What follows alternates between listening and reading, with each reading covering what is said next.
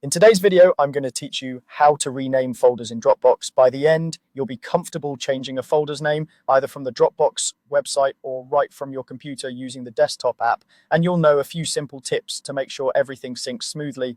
Let's start with the web method. Open your favorite browser and go to dropbox.com. Sign into your account so you can access your files. On the left panel, look for the Folders tab and click it to view your folders. Find the folder you want to rename and select it. Beside that folder, you'll see a settings icon. Click the settings icon, then choose rename. Type in the new name you want for the folder. Keep it clear and descriptive so it's easy to find later, and avoid special characters that might cause issues on other devices.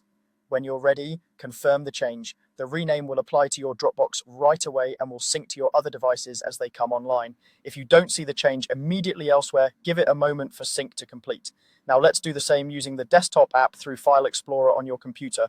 Open File Explorer and look at the left panel to locate your Dropbox section. Click into your Dropbox and navigate to the folder you want to rename. Once you've found it, right-click the folder and choose Properties. In the Properties window, type in the new name for the folder.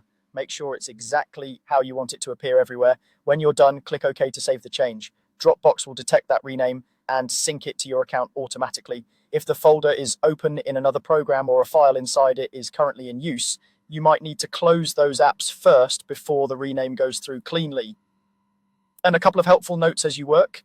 Renaming doesn't affect the contents of your folder. Your files stay exactly where they are, just under a new folder name.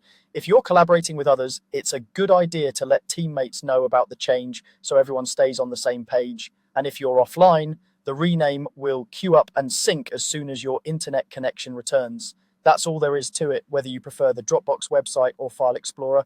Renaming a folder is quick, reliable, and keeps your workspace organized. Thanks for watching, and I'll see you in the next one.